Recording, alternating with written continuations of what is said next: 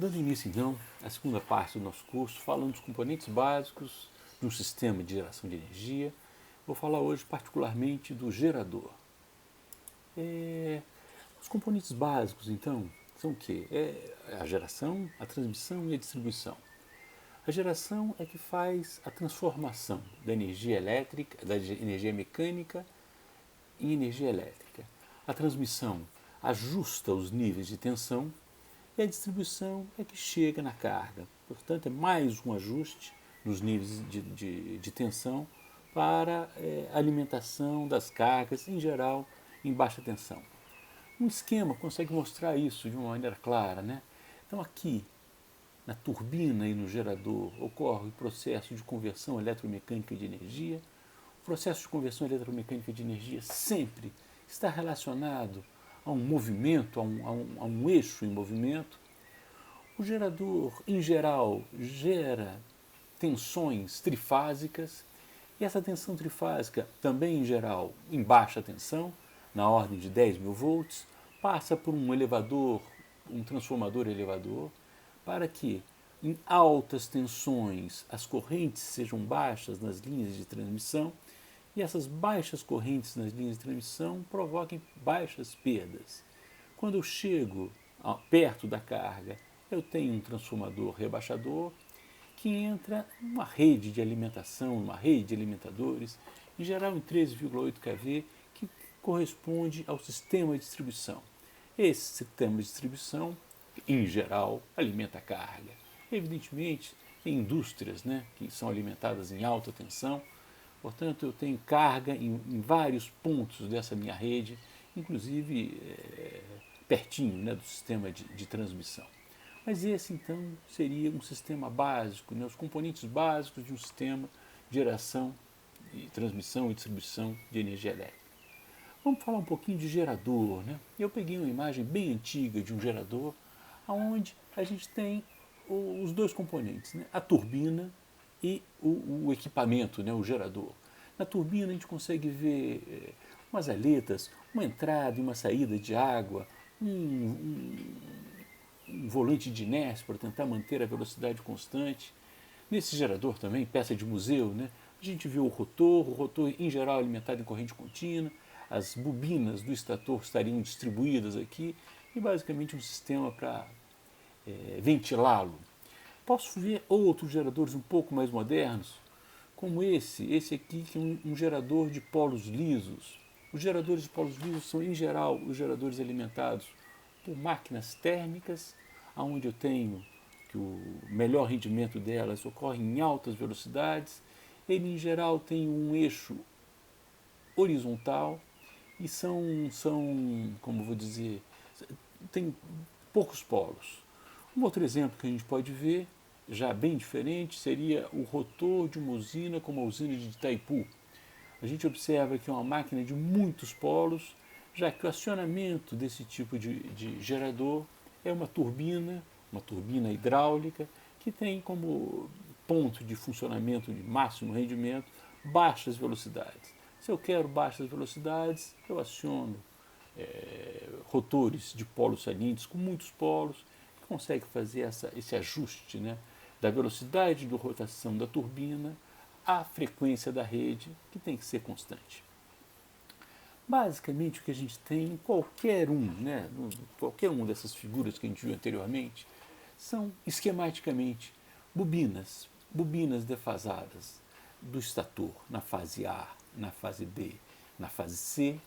Cada uma dessas três bobinas que eu estou botando de forma esquemática aqui num estator invisível produzem forças magnetomotrizes na direção do seu eixo, e uma bobina móvel, em geral andando para esse lado aqui, né, andando no sentido horário, basicamente fazendo o fluxo produzido por esse enrolamento de campo. Em geral a gente trata por uma letra maiúscula, F de field, né, de campo, faz variar o fluxo nessa bobina, em seguida nessa, gerando um sistema trifásico de tensões. Tensão na fase A, adiantada em relação à tensão na fase B, adiantada em relação à tensão na fase C. Então, um sistema trifásico de tensões geradas. As duas equações fundamentais que tem o gerador é a tensão induzida, que é dada pela lei de Faraday, ou seja, diz que vai aparecer tensão no enrolamento do estator, dada pela variação do fluxo concatenado no tempo, portanto, aquele movimento provoca uma variação do fluxo concatenado com a bobina parada no tempo. E a segunda equação, a equação mecânica, é a lei de Newton. Né? Essa é a lei de Faraday, essa aqui é a lei de Newton. Na lei de Newton, basicamente, a gente diz que o conjugado resultante, portanto, a diferença entre o conjugado mecânico e o conjugado elétrico, é igual à constante de inércia vezes a aceleração angular. Em regime permanente, é interessante notar que a aceleração angular tem que ser igual a zero, ou seja, a máquina funciona com velocidade constante.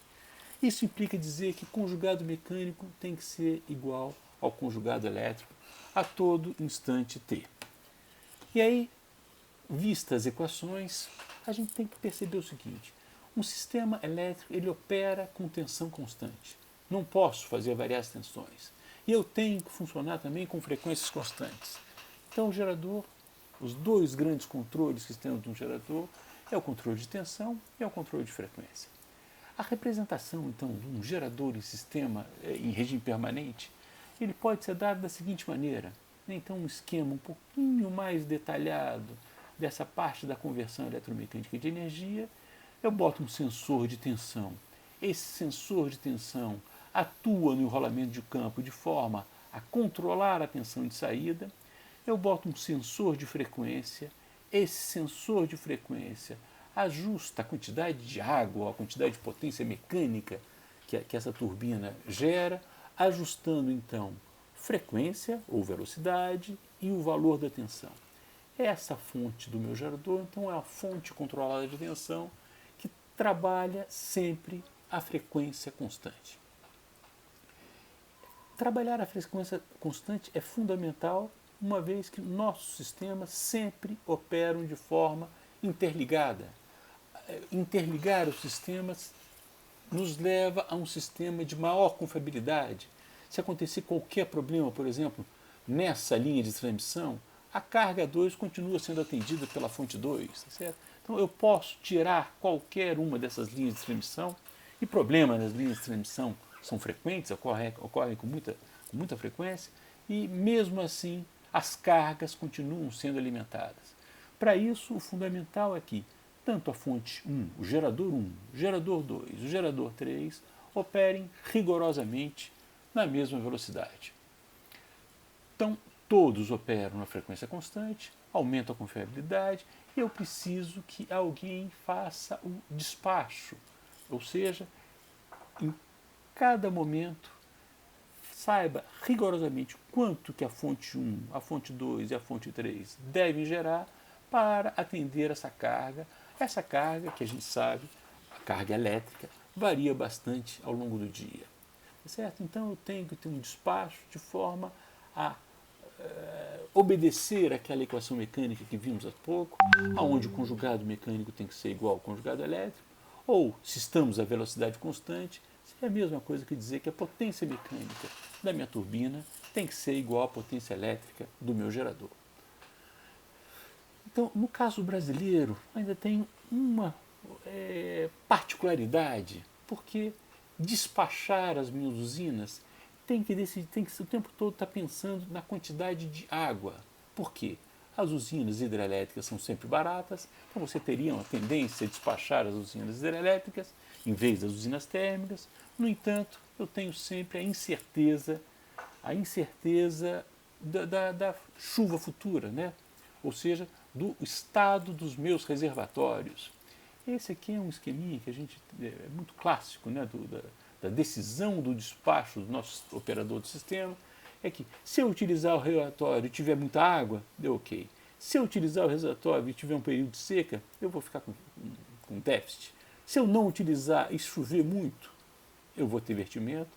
Se eu não utilizar e estiver seco, vai estar ok. Então, é uma decisão difícil e, no caso do sistema elétrico brasileiro, essa decisão está muito relacionada com duas questões fundamentais, que são a quantidade de chuva, ou o que a gente chama de energia natural afluente, e a energia armazenada nos reservatórios. Evidentemente, isso faz parte também, né? Uma expansão da carga, a disponibilidade de você passar energia de um lado para o outro, tudo isso muito relacionado ao planejamento do sistema elétrico. Essas duas curvas, a energia natural e efluente, a energia armazenada nos reservatórios, são muito importantes e o Operador Nacional do Sistema acompanha com muita frequência. Essa, por exemplo, a energia natural fluente do ano passado, de 2019, a gente mostra, né, claramente o período seco, e essa é uma curva da energia armazenada na região centro-oeste e ao longo dos últimos 3 anos. Então ela tem uma sequência, né, de período chuvoso, período seco, período chuvoso. O que é interessante notar é que agora, finais de outubro de 2020, estamos com reservatórios bem deplecionados, esperando que a chuva venha, que a chuva compense ou reencha os reservatórios. E aí, para fazer a transição para a segunda parte, que seria o sistema de transmissão, a pergunta é o que acontece quando tem um curto-circuito numa linha de transmissão? Basicamente a tensão cai, se a tensão cai, a potência transmitida cai, há um desequilíbrio e a máquina acelera, e é preciso isolar o defeito, né? Isolar aquele ponto que está em curto-circuito. Em geral, o sistema de proteção atua muito rápido. O relé, chamado relé, enxerga o defeito e atua nos disjuntores que isolam a linha em curto. Quando não isola, acontece um problema, né? Eu botei como estudo de caso um raio que aconteceu em Bauru em 1999, portanto no século passado, provocou um estrago enorme. Eu lembro que eu participei muito da discussão desse blackout no país e lembro bem que naquela época, né, uma grande usina que tínhamos era a usina Itaipu, ligada por um link DC até São Paulo, e o sistema de São Paulo está caracterizado por uma grande malha, muita coisa em 440 kV, e Bauru fica aqui no centro. E aí o que aconteceu? Caiu um raio perto de Bauru, esse raio não foi isolado, ou seja, tinha um defeito no para-raio, o que causou um curto-circuito no barramento. Aí, curto-circuito no barramento, eu tenho que abrir várias proteções, porque tem muitas linhas chegando no barramento. Uma proteção falhou, demorou para abrir, baixou o nível de tensão na região de São Paulo e a conexão em corrente contínua de Itaipu de São Paulo caiu. Se cai a conexão, cai a geração de Itaipu, que era super significativa ainda mas naquela época era ainda mais, e aí todo o sistema caiu. Na próxima aula, então, a gente fala do sistema de distribuição e eu agradeço muito a atenção de vocês. Até a próxima.